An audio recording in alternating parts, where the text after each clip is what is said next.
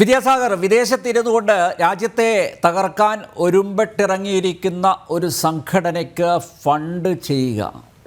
13,000 അക്കൗണ്ടുകൾ, 10,000 അക്കൗണ്ടുകൾ മലയാളികളുടേതാണ്. ആരൊക്കെയായിരിക്കും ഈ 10,000 പേർ?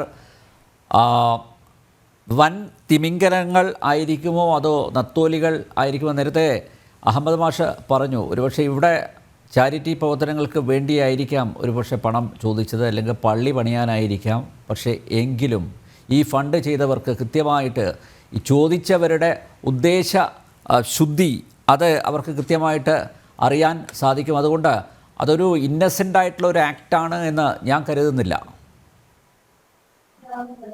ഇതില് വളരെ അഹമ്മദ് സാർ പറഞ്ഞ കാര്യം സത്യമാണ്. കാരണം ഒരു പക്ഷേ ഇൻവെസ്റ്റ് ചെയ്തവർ അല്ലെങ്കിൽ ഫണ്ട് ചെയ്തവര് ഇന്നസെന്റ് ആയിരിക്കാം വലിയൊരു ശതമാനം വരെ. കാരണം അവർക്ക് അറിയുണ്ടാവും. കാരണം ഇസ്ലാമിനെ സംബന്ധിച്ച് റിലീജിയസ് കോസ് പറഞ്ഞാൽ ഇഷ്ടംപോലെ പണം വരും. കാരണം അവരെ സംബന്ധിച്ച് മതത്തെക്കാൾ ഉപരി മറ്റൊന്നുമില്ല. അപ്പൊ മിക്കവാറും ഇത് ഹജ്ജ് പിൽഗ്രിംസിന്റെ പേരിലോ അല്ലെങ്കിൽ ഈ കമ്പനീസ് ഫോം ചെയ്തിട്ടോ, ഇൻവെസ്റ്റ്മെന്റ് കമ്പനീസോ അല്ലെങ്കിൽ ഈ ഡമ്മി ഫേംസിന്റെ പേരിലൊക്കെ ഇത് വരാം. കേൾക്കാമല്ലോ അല്ലേ? കേൾക്കാം. ഡമ്മി ഫേംസിന്റെ പേരിലൊക്കെ വരാം. പിന്നെ റിയൽ എസ്റ്റേറ്റ് ഡീൽസ് വലിയൊരു അളവ് വരെ ഇവര് 2022 ഈ നിരോധിക്കുന്നതിന്റെ തൊട്ട് മുമ്പ് വരെ റിയൽ എസ്റ്റേറ്റ് ഡീലുകളിലെല്ലാം തന്നെ ഇതുപോലെ വിദേശത്ത് നിന്നുള്ള പങ്കാളിത്ത ഫണ്ടുകൾ വാങ്ങിയിരുന്നു. ഒരു പക്ഷേ ആ ഫണ്ടുകളൊന്നും, ആ ഒരു പർട്ടിക്കുലർ ഏരിയ ഒന്നും ഒരു പക്ഷേ നമ്മുടെ ഗവൺമെന്റ് അല്ലെങ്കിൽ NIA ഇവരെ പറ്റി അന്വേഷണം നടത്തുമ്പോൾ അല്ലെങ്കിൽ ഇവരെ ബാൻ ചെയ്യുമ്പോൾ ആ ഏരിയാസ് ഇവർ ഒരു പക്ഷെ നോക്കിയിട്ടുണ്ടാവില്ല എന്ന് ഞാൻ വിചാരിക്കുന്നു. കാരണം അതൊക്കെ നമുക്കൊരു എന്താ പറയാ, ഈ എക്സ്ട്രാ ഓർഗനൈസേഷന്റെ ലിമിറ്റിന് പുറത്തുള്ളതാണല്ലോ. ഇപ്പോ എല്ലാ സംഘടനകളും നേരത്തെ അഹമ്മദ് സാർ പറഞ്ഞ പോലെ തന്നെ കോൺഗ്രസിനും BJPക്കും RSSനും CPM-നും ഒക്കെ വിദേശത്ത് പല പേരുകളിൽ സാംസ്കാരിക കൂട്ടായ്മകളുണ്ട്. അപ്പൊ ഈ സാംസ്കാരിക കൂട്ടായ്മകളിലൂടെയാണ് പലപ്പോഴും വലിയ തോതിൽ എല്ലാ സംഘടനകളും പണം പിരിക്കുന്നത്. പക്ഷെ ഇവിടെ ഒരു ഈസി ആയിട്ടുള്ളൊരു ഇതെന്താന്ന് വെച്ചാൽ PFIയെ സംബന്ധിച്ച് Islamic cause is enough to collect enough money. അതാണ് എന്റെ. ഇപ്പൊ ക്ലാൻഡസ്റ്റൈൻ ആയിട്ട് പിരിക്കുന്നത് വേറെ, ഇസ്ലാമിക് കോസിന് വേണ്ടി ഇപ്പൊ ഹജ്ജ് പിൽഗ്രിമേജിന് കേരളത്തിൽ നിന്ന് ഒരു 2 ലക്ഷം പേരെ കൊണ്ടുപോകാൻ അവർക്ക് വേണ്ടുന്ന, അല്ലെങ്കിൽ ഇങ്ങനെ പറയാലോ, തീരെ ആവതില്ലാത്ത ഹജ്ജ് പിൽഗ്രിംസിന് വേണ്ടി അങ്ങനെയൊക്കെ പറഞ്ഞാൽ മതി. അള്ളാഹുവിനെ സംബന്ധിച്ച് വളരെയധികം വലിയൊരു പുണ്യപ്രവൃത്തിയാണ് ഈ ഹജ്ജിന് പോകാന്നുള്ളത്. പക്ഷെ അതിനുവേണ്ടി സഹായിക്കാനാണെന്ന് പറഞ്ഞാലോ, അപ്പൊ എത്രയോ പണം വരും. അപ്പൊ ഇങ്ങനെ ഒരുപാട് ഇൻഡിവിജ്വൽസ് അറിഞ്ഞോ അറിയാതെയോ ഇതിൽപ്പെട്ടിരിക്കാം. പക്ഷെ അതിൽ പ്രധാനമായിട്ടും നമ്മൾ മനസ്സിലാക്കേണ്ട കാര്യം, ഇത് ഒരു ടെററിസ്റ്റ് ഓർഗനൈസേഷൻസിന് ഈ ഒരു കാര്യത്തിൽ മൊറാലിറ്റി എന്നൊരു സാധനം ഇല്ല. നമ്മൾ എപ്പോഴും മനസ്സിലാക്കേണ്ട വിഷയമാണ്. നമ്മൾ ചിലപ്പോൾ ചിന്തിക്കും പലിശയ്ക്ക് കൊടുക്കുന്ന ഇസ്ലാമികമല്ല, ഇപ്പൊ പലിശയ്ക്ക് കൊടുക്കില്ല അവർ നമ്മൾ വിചാരിക്കും. പക്ഷെ അങ്ങനെയല്ല, അതിന്റെ യാഥാർത്ഥ്യം അങ്ങനെയല്ല. ടെറർ ഫണ്ടിന് വേണ്ടിയിട്ട് ഏത് വിധത്തിലും നമുക്കതിൽ പറഞ്ഞാല് ഏത് വിധത്തിലും എങ്ങനെയെങ്കിലും പണം സ്വരൂപിക്കാനുള്ള അവകാശവും സ്വാതന്ത്ര്യവും അവർക്കുണ്ട് മതത്തിൽ. അതിന് ഉദാഹരണം പറഞ്ഞാല്, പൊതുവെ പറഞ്ഞ ലഹരി അള്ളാഹു നിഷേധിച്ച കാര്യമാണ് ലഹരി. പക്ഷെ 2022 കണ്ടെത്തിയത് പല പബ്ബുകളുടെയും പല മദ്യം വിൽക്കുന്ന മദ്യശാലകളുടെ ഒക്കെ പേരിൽ ഇവര് അഫ്ഗാനിസ്ഥാനിലൊക്കെ പണം പിരിച്ചിട്ടുണ്ടെന്നാണ് പറയുന്നത് ഈ ഒരു ഇസ്ലാമിക് ടെറർ ഓർഗനൈസേഷൻസ്. പ്രധാനമായിട്ടും നമ്മുടെ നാട്ടിൽ പലിശയ്ക്ക് കൊടുക്കില്ല എന്ന് പറഞ്ഞാലും ഇത് മറ്റൊരു രീതിയിൽ പലിശ വാങ്ങുന്ന രീതിയിൽ, അല്ലെങ്കിൽ പലിശ ഓഫർ കൊടുക്കുന്ന ഫണ്ട്, അതായത് മുതൽ പ്രിൻസിപ്പൽ എമൗണ്ട് സ്വീകരിക്കുന്ന പരിപാടി ഇവർക്കുണ്ട്. ഇപ്പൊ നമ്മൾ വിചാരിക്കും ഇവര് എന്താ ഇങ്ങനെ പുരുഷന്മാരെ സ്വർണം ധരിക്കാൻ പാടില്ല എന്ന് ഇസ്ലാമിലൊരു അലിഖിത നിയമോ ലിഖിത നിയമോ എനിക്ക് അറിഞ്ഞൂടാ. അത് ഫർളാണോ അതോ സുന്നത്താണോ എന്ന് എനിക്ക് അറിഞ്ഞൂടാ. എങ്കിലും അവർ അധികം പേര് സ്വർണം ധരിച്ച് കാണാറില്ല. പക്ഷെ അതേ സമയത്ത് അവർക്ക് സ്വർണം കഴുത്തിലിട്ടില്ലെങ്കിലും ആസനത്തിൽ കൊണ്ടുവരാൻ ഉള്ള ഒരു സ്വാതന്ത്ര്യം അവരുടെ മതം ഉപയോഗിക്കുന്നുണ്ട് പണം കൊണ്ടുവരാൻ വേണ്ടിയിട്ട്. ഇപ്പൊ സമാന്തര ഇക്കണോമിക് സിസ്റ്റം ഉണ്ടാക്കിയെടുക്കുക, പാരലൽ ഇക്കണോമിക് സിസ്റ്റം ഉണ്ടാക്കിയെടുക്കേണ്ട കാര്യം അവർക്കെല്ലാം ഉണ്ടാക്കിയെടുത്തിട്ടുണ്ട്. ഒരു രാജ്യത്തേക്ക് അനധികൃതമായി അക്കൗണ്ടഡ് മണി അല്ലാതെ ഗർഭപാത്രത്തിലും യോനിക്കുള്ളിലും ആസനത്തിനുള്ളിലും ഒക്കെ പണം കൊണ്ടുവരുമ്പോൾ ചെറിയ എമൗണ്ട്സ് നമ്മൾ വിചാരിക്കും. 100 തവണ കടത്തുമ്പോൾ ഒരു തവണയാണ് പിടിക്കപ്പെടുന്നത്. 100 തവണ ഇത് കടത്തുമ്പോൾ ഒരു തവണ പിടിക്കപ്പെടുന്നു. ഇങ്ങോട്ട് വന്ന ഗോൾഡ് ഒക്കെ എവിടെ പോയി? ഈ ഗോൾഡിന്റെ സോഴ്സ് എന്താണ്? ഈ ഗോൾഡിന്റെ ടാർഗറ്റ് കസ്റ്റമർ ആരാണ്? ഇതൊക്കെ പരിശോധിക്കാതെ നമ്മൾ ഒരുപാട് കാലം മൗഢ്യം നടിച്ചിരുന്നത് കൊണ്ടാണ് ഇപ്പൊ ഈ 13,000 അക്കൗണ്ട് എന്നൊക്കെ പറയുന്ന ഒരു അലാമിങ്, അത് തീർച്ചയായിട്ടും അലാമിങ് എമൗണ്ട് ഓഫ് മണിയാണ്. കാരണം 13,000 പേരും 1 ലക്ഷം രൂപ വെച്ചെടുത്താൽ എത്രയായി?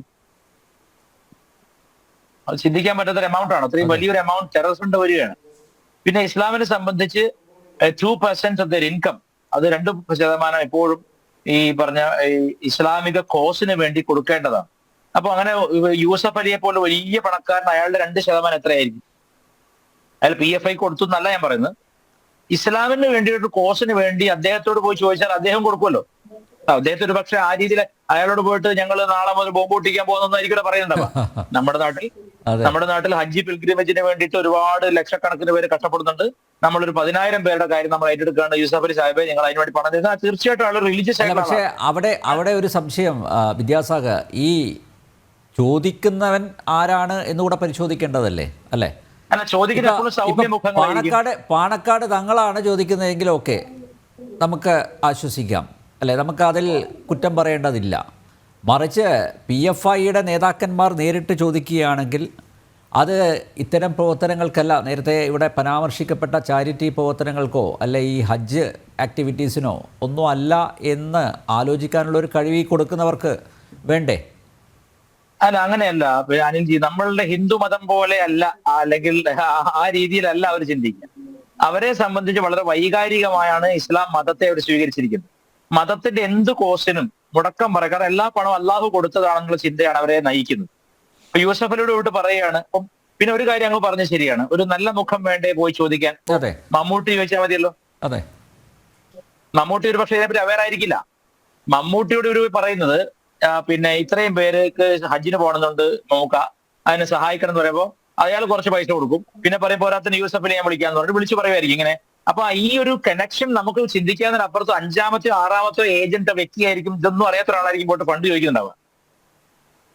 ഇപ്പൊ ഇതിൽ പ്രധാനപ്പെട്ട ഒരു കാര്യം, ഈ കഴിഞ്ഞ ഒരു 2 ദശകങ്ങൾക്കുള്ളിൽ ഖത്തർ ഒരു വലിയ സാമ്പത്തിക ശക്തിയായി തീർന്നത് കേരളത്തിലും തമിഴ്നാട്ടിലും മറ്റുമുള്ള മിക്ക ടെററിസ്റ്റ് ഓർഗനൈസേഷൻസിനും വലിയ ആശ്വാസമായി എന്നാണ് ഞാൻ മനസ്സിലാക്കുന്നത്.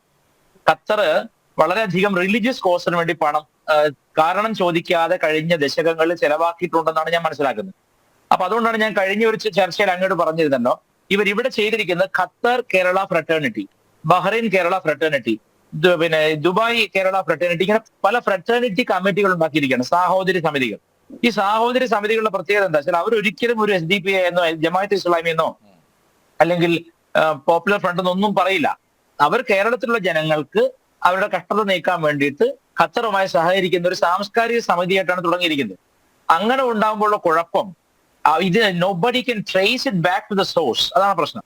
ഇപ്പൊ ഒരു പർട്ടിക്കുലർ ഓർഗനൈസേഷന്റെ പേര് അന്വേഷിച്ചാൽ തന്നെ ഇത് വന്ന് നിൽക്കുന്ന സോഴ്സ് എപ്പോഴും ഈ ഫ്രട്ടേണിറ്റിയുടെ കേരളത്തിലെ ഏതെങ്കിലും ചെറിയ ഓഫീസിലായിരിക്കും. ആ ഓഫീസിൽ മിക്കവാറും കോൺഗ്രസ് പ്രവർത്തകരോ കമ്മ്യൂണിസ്റ്റ് പാർട്ടി പ്രവർത്തകരോ ആയിരിക്കും അൺഡൗട്ടഡ്ലി. അത് ഒരൊറ്റ PFI കാരൻ പോലും ഒഫീഷ്യലി പങ്കെടുക്കുകയുമില്ല. ഇതൊരു മൾട്ടി ലെയേർഡ് ആയിട്ടുള്ള, നമ്മുടെ ദേവി മഹാത്മ്യത്തിലൊക്കെ പറയുന്ന പോലെ രക്തബീജനെ പോലെയുള്ള ഒരു സംഘടനയാണ്. ഓരോ തുള്ളി ചോരയിൽ നിന്ന് 1000 പേർ ഉയർത്തിയെഴുന്നേൽക്കുന്ന രക്തബീജനെ പോലെയുള്ള ആ ഒരു ഐഡിയ ആണ് ഇത്. അതായത് ഏതെങ്കിലും ഒരു പർട്ടിക്കുലർ പിന്നെ സോഴ്സ് ഓഫ് ഇൻകം മൂടിപ്പോയാൽ പോലും ബാക്കി 1000 എണ്ണോട് തുറന്നിരിപ്പുണ്ട് എന്ന ഒരു ധൈര്യമാണ് ഈ സംഘടനകളിലൊക്കെ. ഇപ്പൊ നമ്മൾ കണ്ടിട്ടില്ലേ പലപ്പോഴും നമ്മുടെ ജോസഫ് മാഷിന്റെ കൈവെട്ടിയ കേസിൽ, അതും ഒരു ടെററിസ്റ്റ് അറ്റാക്ക് തന്നെയാണല്ലോ. ഈ ജോസഫ് മാഷിന്റെ കൈവെട്ടിയ കേസിൽ അദ്ദേഹത്തിന്റെ ഭാര്യ പോലും ഈ പ്രഷർ കാരണം മരിച്ചു പോവുകയാണ് ചെയ്തത്, ആത്മഹത്യയാണ് ചെയ്തത്. ഇങ്ങനെ ഒരു വലിയ അപകടം പിടിച്ച ഒരു അവസ്ഥ കേരളത്തിലുണ്ടായിട്ടും സാംസ്കാരിക കേരളത്തിന്റെ പ്രതികരണം ഇത്ര തണുത്തു പോകാൻ കാരണം എന്താണ്? ഇപ്പൊ ഞാനിപ്പോ ഓർക്കുകയാണ്, കോഴിക്കോട് ജില്ല കേന്ദ്രമാക്കി പ്രവർത്തിക്കുന്ന വർത്തമാനം എന്നൊരു ദിനപത്രം ഉണ്ടോ എന്ന് എനിക്ക് ഉണ്ടോ അത് ഇപ്പൊ ഉണ്ട്. വർത്തമാനം ഉണ്ട്. ആ വർത്തമാനം പത്രം നടക്കുന്ന കേരള നദുവത്തുൽ മുജാഹിദീൻ KNM. അത് മുജാഹിദീൻ 2 സ്പ്ലിറ്റ് ഉണ്ട്. അതായത് പിന്നെ നമ്മൾ പണ്ട് നായനാര് പറഞ്ഞ ഒരു പട്ടിക്കാഷ്ടം 2 കഷ്ണമായി മുറിച്ചാൽ മതി. മുജാഹിദ് 2 കഷ്ണമുണ്ട് ഇപ്പോ. ഒന്ന് കേരള നദുവത്തുൽ മുജാഹിദീനും മറ്റേത് ഒഫീഷ്യൽ സലഫി മുജാഹിദുകളുമാണ്. 2 ഉണ്ട്. 2 ഒരേപോലെ വിഷമുള്ള 2 ഉഗ്ര വിഷമുള്ള ജീവികളാണ്. ആ നദുവത്തുൽ മുജാഹിദീൻ നടത്തുന്ന പത്രത്തിൽ കോഴിക്കോട് ചാലപ്പുറത്ത് നമ്മുടെയൊക്കെ വീടിന്റെ അടുത്താണ് ഈ ഒരു 3 കഷ്ണമുണ്ട്. ശരിയാണ്, 3 കഷ്ണമുണ്ട്. അപ്പോ ഈ ഒരു പർട്ടിക്കുലർ ഓർഗനൈസേഷന്റെ പത്രമാണ് വർത്തമാനം. 3 ഗ്രൂപ്പ് ഉണ്ട്. അപ്പൊ ഈ വർത്തമാനം പത്രത്തിന്റെ അന്നത്തെ ചീഫ് എഡിറ്റർ ആയിരുന്നത് പ്രമുഖ പ്രഭാഷകനായിരുന്ന അഴീക്കോട് മാഷാണ്. സുകുമാർ അഴീക്കോട് മാഷും ജമാഅത്തെ ഇസ്ലാമി തമ്മിൽ എന്ത് ബന്ധമാണ്, അല്ലെങ്കിൽ മുജാഹിദോട്ട് എന്ത് ബന്ധമാണ്? അപ്പൊ മാഷെ സംബന്ധിച്ച് മാഷയുടെ സാംസ്കാരിക പ്രവർത്തനം എന്ന് പറയുന്നത് ഗാന്ധിയിൽ ഒതുങ്ങുന്നതും ഗാന്ധിയിൽ തുടങ്ങുന്നതുമാണ്. ആ ഗാന്ധി ഏതാ ഞാൻ പറയണ്ടല്ലോ. നോട്ട് കറൻസിയിലുള്ള ഗാന്ധിയാണ് അതെ അതെ അതെ മനസ്സിലായി. അതെ.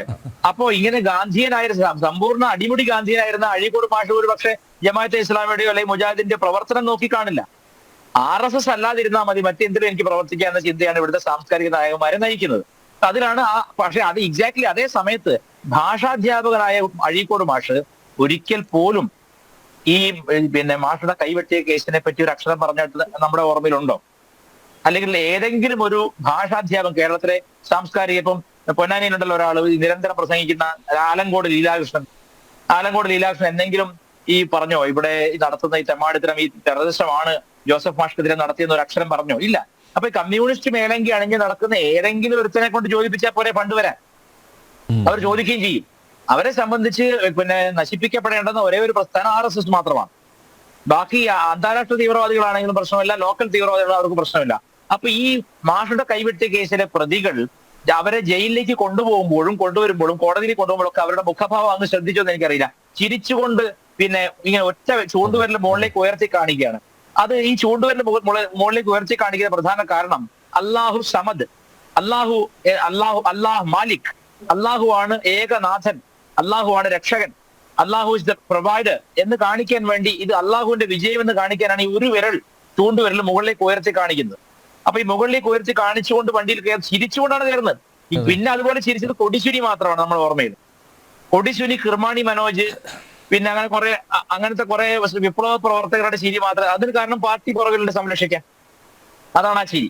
പക്ഷെ ഇതല്ല ചിരി. ഈ ചിരി എന്താണെന്ന് വെച്ചാൽ ഈ ജോസഫ് മാഷിന്റെ കുടുംബം തകർത്ത് കളഞ്ഞല്ലോ. ഇസ്ലാമിനെതിരെ ഇനി ഒരുത്തനും ഒരു വരി പോലും എഴുതാൻ ധൈര്യം ഉണ്ടാവരുത്, ഒരു വരി പോലും പ്രസംഗിക്കാൻ ധൈര്യം ഉണ്ടാവരുത്. അവനെ മാത്രം കൊന്നാൽ പോരാ, അവന്റെ കുടുംബത്തെ നശിപ്പിച്ചിട്ടാണ് ഞങ്ങൾ സന്തോഷത്തോടു കൂടി ജയിലിലേക്ക് പോകുന്നത്. ഞങ്ങൾക്ക് അവിടെ അള്ളാഹു ഇപ്പൊ ബിരിയാണി ഉണ്ടാക്കിക്കൊണ്ടിരിക്കുകയാണെന്നാണ് ഈ മൂഢന്മാരുടെ വിശ്വാസം. ഞങ്ങൾക്ക് വേണ്ടുന്ന ദം ബിരിയാണി തയ്യാറാക്കുകയാണ് അള്ളാഹു സ്വർഗത്തിൽ എന്നാണ് ഈ വിഡ്ഢികളുടെ മതം പഠിപ്പിക്കുന്നതും അവർ പ്രവർത്തിക്കുന്നതും. അപ്പൊ എന്തുകൊണ്ടാണ് ഞാൻ പറയാൻ കാരണം, ഈ ടെറർ ഫണ്ട് എവിടെ നിന്ന്? ഇപ്പം ജോസഫ് മാഷെ വെട്ടിയതിന് ഒരു മഴു വാങ്ങാൻ വേണ്ടിയുള്ള പണം പോലും കൃത്യമായി മതപ്രാർത്ഥനയോടുകൂടി കൊടുക്കപ്പെടുന്ന ഒരു സമൂഹത്തിലാണ് നമ്മൾ ജീവിക്കുന്നത്. ഈ 13,000 എന്ന കണക്കൊന്നും എന്നെ ഒട്ടും ഞെട്ടിക്കുന്നില്ല. കാരണം ഞാൻ ഇതേ ഫ്ലോറിൽ തന്നെ പലപ്പോഴും പറഞ്ഞിട്ടുള്ള കാര്യമാണ്, ഇവർ ഒരിക്കലും അടങ്ങിയിരിക്കുന്നില്ല എന്നുള്ള കാര്യം. ഇവർ പല വിധത്തിൽ ഫണ്ട് സ്വരൂപിക്കുകയും ഇപ്പോൾ തന്നെ MEC7 അതെന്തായെന്ന് പറച്ചോട് മാത്രമേ അറിയുള്ളൂ അവസ്ഥയുണ്ട്. MEC7 അവിടെ പോയി, MEC7 പ്രവർത്തിക്കുന്നുണ്ട് കേരള. അതാണ് ഞാൻ പറഞ്ഞത്, ഈ ഒരു അസുര വിഭാഗം അവർ പ്രത്യേകിച്ച് ഞാനൊരു കാര്യം പറയാം, അവർ ഒരിക്കലും വിശ്രമിക്കുന്നില്ല. അവർ ഒന്നല്ലെങ്കിൽ മറ്റൊരു രീതിയിൽ സംഘടനകൾ ഉണ്ടാക്കി നിരന്തരം പ്രവർത്തിച്ചുകൊണ്ടിരിക്കുകയാണ്. അതേസമയം നമ്മളെ അണ്ണന്മാരെന്താ ചെയ്യുന്നത്? നല്ല ചാരുകസാലിൽ കുളിച്ച് കടന്നുറങ്ങിയിട്ട് കുറി തൊട്ടിട്ട് പറയാണ് സനാതന ധർമ്മല്ലേ അതൊരിക്കലും നശിക്കൂല എന്ന് പറഞ്ഞ് കടന്നുറങ്ങുകയാണ്. എന്നുവെച്ചാൽ നമ്മൾ വളരെയധികം വിശ്രമിക്കുകയും അവർ പരിശ്രമിക്കുകയും ചെയ്യുകയാണ്. ഈ വിശ്രമത്തിന്റെ അപകടവും അവരുടെ പരിശ്രമത്തിന്റെ അപകടവും ഒന്ന് തന്നെയാണ്. നമ്മുടെ മൗനവും നമ്മുടെ വിശ്രമവും നമ്മെ കൂടുതൽ നരകത്തിലേക്ക് തള്ളിയിടുകയാണ്, ഈ ലോകത്തെ ജീവിതത്തിലെ നരകത്തിലേക്ക്. അവരുടെ പരിശ്രമം നിരന്തരമായി ടെറർ ഫണ്ടുകൾ സ്വീകരിക്കുകയാണ്. അഫ്ഗാനിസ്ഥാനിൽ ഒസാമ ബിൻ ലാദനൊക്കെ മുമ്പ് കസാഖിസ്ഥാൻ വഴിയുള്ള നുഴഞ്ഞുകയറ്റം, ആ കസാഖിസ്ഥാൻ വഴിയുള്ള നുഴഞ്ഞുകയറ്റ സമയത്ത് കസാഖിസ്ഥാന്റെ ആ ബോർഡർ, റഷ്യൻ ബോർഡറിൽ ഇവര് സ്ഥിരമായിട്ട് ഇസ്ലാമിക ജിഹാദി ശക്തികൾ നുഴഞ്ഞു കയറിയിട്ടാണ്, ഇൻഫിൽട്രേറ്റ് ചെയ്തിട്ടാണ് AK-47 കലാഷ്നിക്കോവ് തോക്കുകൾ മോഷ്ടിച്ചിരുന്നത്. ഇപ്പൊ മോഷണം ഇസ്ലാമികമാണോ അല്ല എന്ന് കിതാബിൽ കാണുമായിരിക്കും. പക്ഷെ പ്രവൃത്തിയിൽ എന്താണ്? അള്ളാഹുവിന് വേണ്ടി സമരം ചെയ്യുമ്പോൾ മോഷണം, വ്യഭിചാരം, കൂട്ടിക്കൊടുപ്പ്, മറ്റുള്ളവരെ ഉപദ്രവിക്കൽ, പലിശയ്ക്ക് പണം കൊടുക്കൽ, ആസനത്തിൽ സ്വർണം കടത്തൽ, ഇതൊക്കെ ന്യായമായി തീരും. അപ്പൊ ജിഹാദിന് വേണ്ടി ചെയ്യുന്ന എല്ലാ പ്രവർത്തനങ്ങളും ഇസ്ലാം വിലക്കിയതാണെങ്കിൽ പോലും അത് ജിഹാദിനുള്ള ഫണ്ട് ഉണ്ടാക്കാനാണെങ്കിൽ അത് ന്യായീകരിക്കപ്പെടുകയും സ്വർഗത്തിൽ വിശേഷപ്പെട്ട ഒരു സീറ്റ് കിട്ടുകയും ചെയ്യുന്നുള്ള മൂഢവിശ്വാസമുള്ള ഒരു ജനതയെ തിരുത്തുക അസാധ്യമാണ്. തുരത്തുക എന്നുള്ളത് മാത്രമേ പോകാൻ വഴിയുള്ളൂ. അത് ഞാൻ ഒരു കാര്യം കൂടി പറയാം. അഫ്ഗാനിസ്ഥാനിൽ ഇവര് ഇങ്ങനെ കസാഖിസ്ഥാൻ വഴിയില്ല എല്ലാ മോഷണം മുതൽ ഈ കൊള്ളയടിച്ച മുതൽ കൊണ്ടുവരികയും ഇവർ അഫ്ഗാനിസ്ഥാനിലാണ് ഏറ്റവും അധികം കഞ്ചാവ് കൃഷി, കറുപ്പ് തോട്ടങ്ങൾ ഒക്കെ ആ കാലത്ത് 90s ഏറ്റവും ഹെക്ടർ കണക്കിന് സ്ഥലത്ത് കഞ്ചാവ് കൃഷി, കറുപ്പ് കൃഷി നടത്തിയിരുന്നത്. എന്തിനാണ് അത് ചെയ്തിരുന്നത്? ടെറർ ഫണ്ടിങ്ങിന് വേണ്ടിയാണ്. കഞ്ചാവ് വിറ്റിട്ടാണെങ്കിലും അള്ളാഹുവിന്റെ മാർഗത്തിൽ ഇതര മതസ്ഥരുടെ കഴുത്ത് വെട്ടാനുള്ള പണം സ്വരൂപിക്കുക എന്ന ഒറ്റ ലക്ഷ്യമുള്ളവന് ധർമാധർമ്മ ചിന്തയില്ല. അവൻ പ്രസംഗിക്കുന്നതൊന്നും പ്രവർത്തിക്കുന്ന വേറൊന്നുമാണ്. അതാണ് നമ്മുടെ അനുഭവം.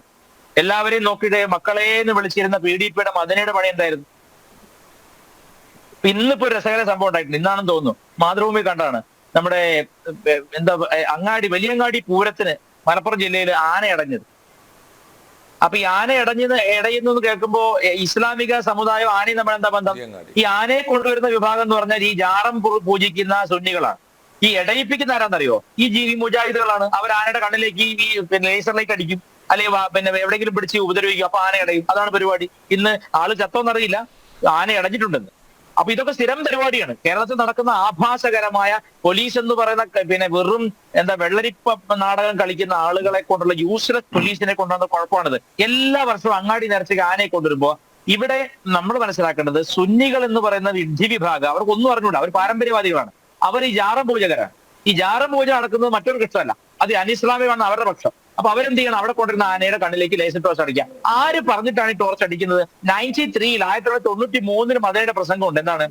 മക്കളെ, നിങ്ങൾ ഈ ഹിന്ദുക്കളും കാഫിര്യങ്ങളും ചെയ്യുന്നവർ ആനയെ കൊണ്ടുവന്നാൽ അതിനെ ഓടിക്കണം എന്ന് പറഞ്ഞു. അപ്പൊ അത് ആ മദനി എന്ന ഗുരുവിന്റെ വാക്കുകളും ചിന്താഗതി ഇന്നും പാലിക്കുന്നവരാണ്. ഒരു മിണ്ടാപ്രാണിയാണ്, അതിന്റെ കണ്ണിൽ ടോർച്ച് അടിക്കരുത് ചിന്ത അവർക്കില്ല. എന്ന് വെച്ചാൽ മതം വരുമ്പോൾ ഏറ്റവും അന്ധമായി പെരുമാറുന്ന ഈ ലോകത്ത് ബഹുസ്വരമായി പ്ലൂറലിസ്റ്റിക് സൊസൈറ്റിയിൽ ഒരിക്കലും ജീവിക്കാൻ യാതൊരു അർഹതയും യോഗ്യതയും ഇല്ലാത്ത ഒരു സമൂഹമായി ഇസ്ലാം അതിവേഗം അധപ്പതിക്കുകയാണ്. അതിനുവേണ്ടിയുള്ള ഫണ്ട് അവർക്ക് നിസ്സാരമായിട്ട് കിട്ടും. എങ്ങനെ കിട്ടും? ഏതെങ്കിലും സിനിമാ നടനെ കൊണ്ടോ അല്ലെങ്കിൽ ഏതെങ്കിലും ഇതുപോലെ വലിയ മുതലാളിമാരെ കൊണ്ടോ ഒരൊറ്റ വാക്ക് പറയിപ്പിച്ചാൽ ചിന്തിക്കുന്നതിന് മുമ്പ്. ഇപ്പൊ ഞാൻ ഇന്നൊരുത്തിനെ അറസ്റ്റ് ചെയ്തല്ലോ. എന്താണ്? നമ്മുടെ ഇതിഹാസത്തിൽ ഏറ്റവും ഇമ്പോർട്ടന്റ് ക്യാരക്ടറായ കുന്തി ദേവിയെ ഒരു നടിയുടെ പിൻഭാഗമായി ഉപമിച്ച് പറഞ്ഞ ആഭാസനെതിരെ ഒരു വാക്ക് പറയാൻ ഇവിടെ ഒരൊറ്റ ഹിന്ദു നേതാവില്ല. അനിൽജി, ഹണി റോസിനെതിരെ ബോബി ചെമ്മണ്ണൂർ പറഞ്ഞു. ഇതേ ബോബി ചെമ്മണ്ണൂര് എത്ര കോടിയാണ് അവിടെ ഒരു കൾപ്രിറ്റിനെ രക്ഷിക്കാൻ വേണ്ടി, ഒരു ഇസ്ലാമിക കൾപ്രിറ്റിനെ രക്ഷിക്കാൻ വേണ്ടി കൊടുത്തത്? അപ്പൊ ഇത് ബോബി ചെമ്മണ്ണൂർ പോലും ഒരു പക്ഷേ ഈ പണം കൊടുത്തിട്ടുണ്ടാവുമെങ്കിലോ നമുക്കറിയാൻ പറ്റുമോ? ഒരു കോടിയിലധികം പൈസകൾ കൊടുത്തില്ലേ? അയാളുടെ ഉദ്ദേശം സ്വർണ്ണ കച്ചവടമാണ്. അപ്പൊ കച്ചവടം വരുമ്പോൾ അവനെ സംബന്ധിച്ച് എല്ലാ ധാർമ്മികതയും കാറ്റിൽ പറത്തുകയാണ്. അവന്റെ അമ്മയോടോ അവന്റെ പെങ്ങളോടോ അവൻ പറയാത്ത ഭാഷ നാട്ടുകാരോട് അവൻ പറയുകയാണ്. പണത്തിന്റെ പേരിൽ മാത്രം നിൽക്കുന്ന ആളുകളെ കൊണ്ടാണ് ജിഹാദും വളരുന്നത്, യാതൊരു ധാർമ്മികതയും ഇല്ലാത്തവരെ കൊണ്ട്. കുന്തി ദേവിയെ പറ്റി അവൻ പറഞ്ഞ വാക്ക് എന്താണെന്ന് അങ്ങേക്ക് അറിയാലോ. കുന്തി ദേവിയെ ഉപമിച്ചുകൊണ്ടാണ് അവൻ പറഞ്ഞത്. അവൻ കന്യാമരത്തിന് എന്താ ഈ പറഞ്ഞ സാധനമില്ലേ പുറകില്? അവൻ അതെന്താ പറയാത്തത്? അവൻ അവന്റെ മതത്തെ സംരക്ഷിച്ചുകൊണ്ട് മറ്റു മതങ്ങളുടെ ബിംബങ്ങളെ എടുത്ത് ഉപയോഗിക്കുകയാണ്. അപ്പൊ ഇങ്ങനെയുള്ള പരമനാറികളെ, പരമ ആഭാസന്മാരെ വളർത്തുന്നതിൽ മീഡിയക്ക് വലിയ പങ്കുണ്ട്. ഒരു സംശയമില്ല കാര്യത്തിൽ. ഇവങ്ങനത്തെ ആളുകളാണ് ഇപ്പൊ ഞാൻ മനസ്സിലാക്കിയെടുത്തോളം മറ്റേ ഇവൻ ഫണ്ട് പിരിച്ച വ്യക്തി അവിടെ ഒരു കൾപ്രിറ്റ് തന്നെയാണ്, ഒരു കുറ്റവാളിയാണ്. അവനെ രക്ഷിക്കാൻ വേണ്ടി മിനിറ്റുകൾക്കുള്ളിൽ ബോച്ചെ 1 കോടി ഇടുകയാണ്. അപ്പൊ ബാക്കി എല്ലാവരും ബോച്ചയെ തീരുമാനമാവില്ല. ഗാന്ധിയന്മാരാണ് എല്ലാവരും. ഗാന്ധി പുറത്തു വരുമ്പോൾ അകത്ത് കിടക്കുന്നതും പുറത്തു വരും. പണമില്ലാത്തവരാണ് ഇവിടെ. പണമില്ലാത്തവന് ബുദ്ധിയും വിവേകവും ഉണ്ടായാൽ അവൻ ജയിലിലാവുകയും പണമുള്ളവൻ എന്ത് വിവേകശൂന്യത കാണിച്ചാലും അവൻ പുറത്ത് വിലസം ചെയ്യുന്ന ആളല്ലേ ഇത്. അപ്പൊ ഇവിടുത്തെ പോലീസിനെ കൊണ്ട് ഇതിലൊന്നും സാധിക്കില്ല. ഞാൻ പറഞ്ഞത് മൊത്തം പറയുകയാണ്. ടെറർ ഫണ്ടിൽ കത്തോലിക്കനായ ബോബി ചെമ്മണ്ണൂർ പോലും എങ്ങനെ അറിയാതെയോ അറിഞ്ഞോ ജോയിൻ ചെയ്യുന്ന അറിയാമോ? ഈ ആസനത്തിൽ കൊണ്ടുവരുന്ന സ്വർണവും അങ്ങോട്ട് കൊടുക്കുന്ന 1 കോടിയും നമ്മൾ ബന്ധമുണ്ടെന്നാണ് ഞാൻ പറഞ്ഞതിന്റെ അർത്ഥം. മനസ്സിലായി.